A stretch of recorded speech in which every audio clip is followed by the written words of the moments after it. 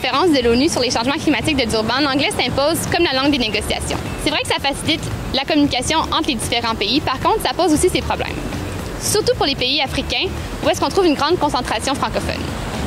Certains pays ont même la difficulté à exprimer leur point de vue et à saisir les enjeux qui sont discutés lors de la conférence. Je pense que tout ce qu'on fait au niveau international dans les organisations, l'anglais est prédominant.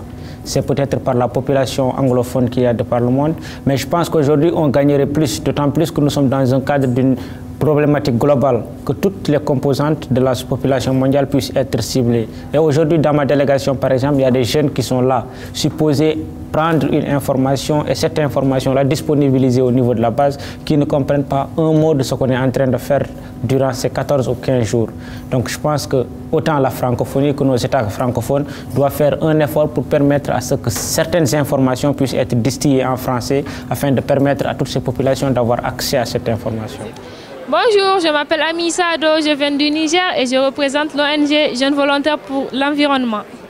Bonjour, je m'appelle Marine Franck, je suis analyste en changement climatique pour Éco-Ressources. Oui, moi c'est Damien Canlissou. Damien Canlissou, je suis du Bénin. La démocratisation des technologies de l'information ces dernières années a indéniablement favorisé l'échange d'informations et le réseautage entre différentes délégations. La barrière de la langue persiste malgré tout pour certains pays de la francophonie et c'est pourquoi certains organismes s'efforcent de traduire ou produire du matériel francophone et œuvrent même parfois en tant que consultants. Éco-Ressources, depuis la conférence de Nairobi, donc depuis 6 ans, produit un guide pour les négociateurs francophones qui est payé et publié par l'Organisation internationale de la francophonie.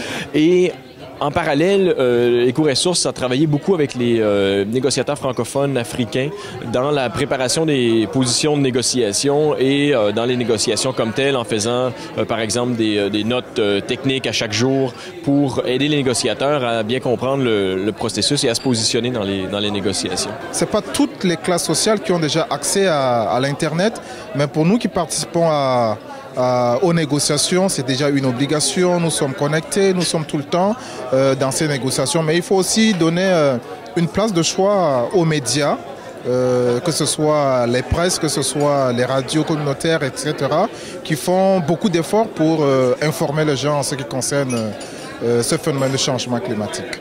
Mais malgré certaines lacunes, de plus en plus d'efforts internationaux sont consacrés à offrir un poids politique significatif aux voix francophones dans les négociations. C'est d'ailleurs un des mandats de notre délégation de la jeunesse du Québec. C'est de représenter la voix des jeunes, bien sûr, du Québec lors des négociations. Donc, on vient tout juste de finir notre première rencontre de la francophonie avec la jeunesse francophone. Donc, ce qu'on a décidé de faire, c'est qu'on va se rencontrer à chaque matin après la rencontre de la jeunesse pour essayer de traduire ce qui s'est passé à ceux qui ont moins bien compris. Donc, essayer de faciliter la compréhension des enjeux qui sont discutés au sein de la jeunesse en anglais. Puis, on va essayer de participer à tous les événements de la francophonie. Donc, au groupe qu'on est, on va se diviser, essayer d'aller à tous les événements qui se passent en français, puis d'assurer une représentation de la jeunesse à ces événements-là. Donc, nos efforts vont se concentrer là-dessus.